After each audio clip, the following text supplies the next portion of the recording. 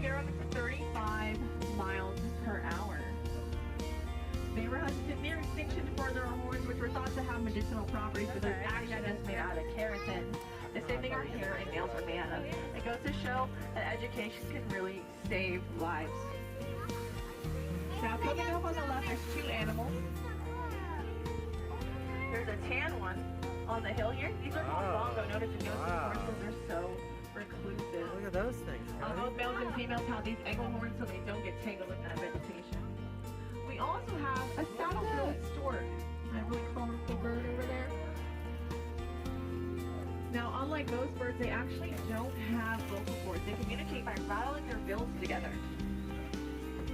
They have a wingspan of up to 9 feet, which is the width of the canopy above your head.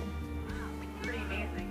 As you can see, many animals rely on this forest, not just for eating, but also shelter and camouflage. So make sure you use those paper products responsibly. This looks like we are exiting the forest, so headed to the Stocky River. I do see some fresh water up ahead. It means we're close. Look pretty shadows in that water. I do see some miles of hippopotamus. A group of hippos is called a bloat, so this is a beautiful bloat that we're seeing. I also see some pink-backed pelicans, like the name suggests. They have a pink back. It gets darker in their mating season. They have nested colonies of up to 500 pairs. Talk about a pelican palooza. Now it's very common to see the hippos fight or in the water. That's because they actually cannot sweat, and that's how they cool down. They can remain under that water for up to 8 minutes. Now my favorite fun fact about hippos though is they actually can't swim. I know you're thinking, are you crazy? You just saw them maybe like a little spring. They're just walking along the bottom. They're technically not swimming. It's your hippo fun fact for the day. Let's look for more animals in that water, shall we? Yeah. Yes, I definitely see some on the left-hand side. Everyone hang on tight. We are entering crocodile territory. Now, these are not crocodiles. This is the largest species of crocodile in Africa. One of the largest predators. They eat half their body weight in a single meal, but they can also go 9 months without eating. While they do look and seem ferocious, one of the most powerful jaws in the entire world, they're also amazing moms.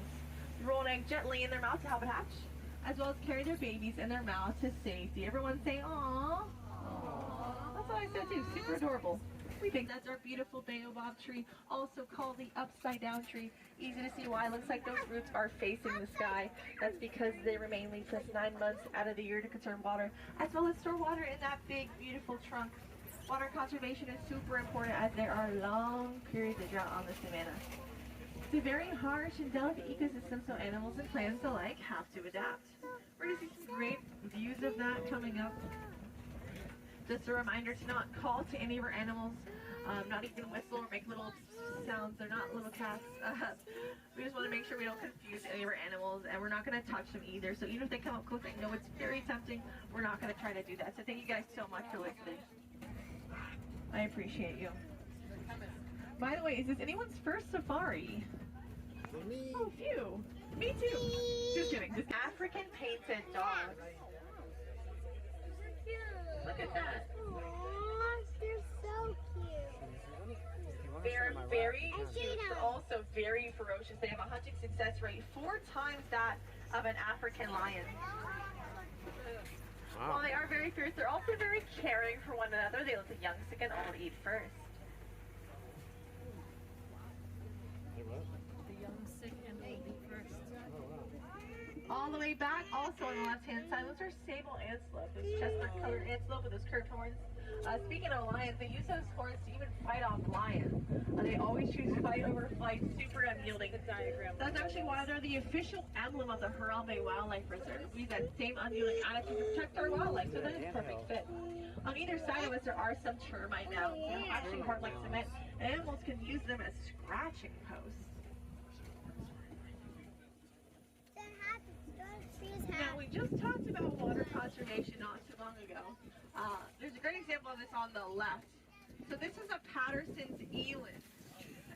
They have a dewlap or skin fold on their neck to conserve water in times of drought. You might be able to see they have beautiful spiral horns, like Maleficent almost, right? They also actually decorate those with flowers and plants to attract a mate. So yes, he literally gets his gal flowers. How romantic is that? So cute.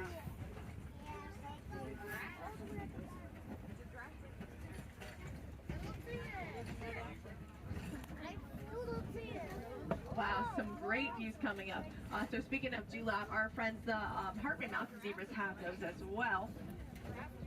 A group of zebras is called a dazzle because their coloration, so that's a beautiful dazzle coming up.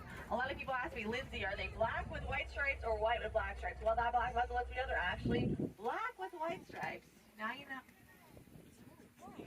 Now, those gray-colored antelope are called derived from the Afrikaans term for wild beast. They're highly migratory. They migrate 500 to 1,000 miles annually. Driver Lindsay. There is a younger one in the middle there as well.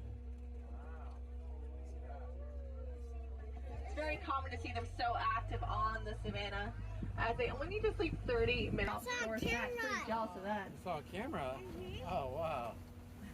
I was making sure the monkeys are being... Looks like the road is closed, probably because of those elephants. We're going to go this way instead. If they're being Never been this way before. or bad. The right view of the that's elephant. good, You want to that's get a quick picture Because of they it? don't want... What are those?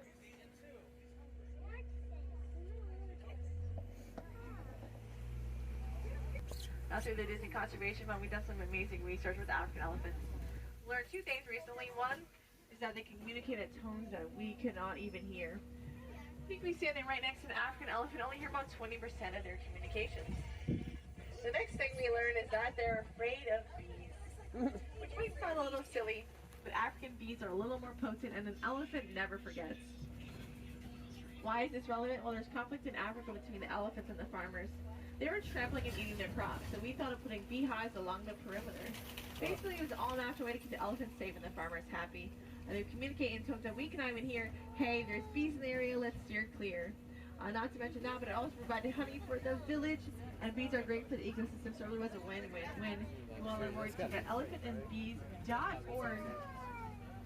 Or check males and females have those big, beautiful horns. They're 4 to 6 feet long. The greater flamingo, known for this beautiful pink coloration. Does anyone know where they get that from? Sure. Yeah, I heard it back there. Shrimp. They get that from the brine shrimp they eat, which is rich in beta carotene, the same things that makes yams and carrots that brilliant orange color. Careful, duck. You might notice some of our feathered friends are a little more gray. That's actually because they're born fully gray and lose that coloring as they mature.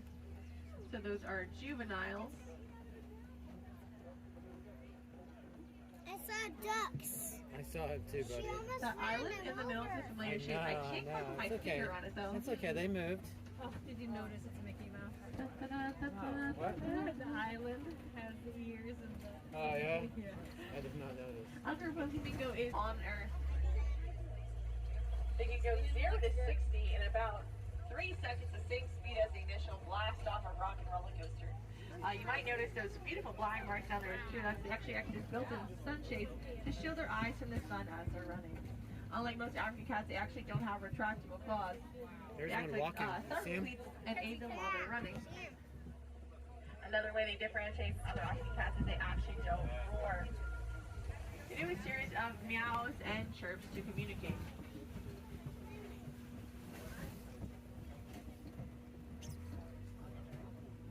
Those are green trees. Rain trees? Up ahead is the Cody Rock Formation. Animals can use the Cody Rock to take a good look out around them, sometimes take a good rest, so let's see if we can find anyone.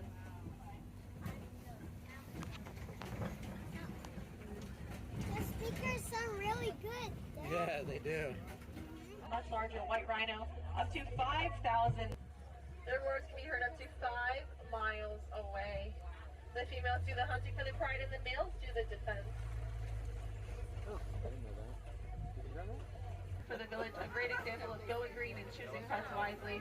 Also in the middle of the yard there, that's a great example of the beehives we use for the elephant and bees project that I mentioned earlier in Africa.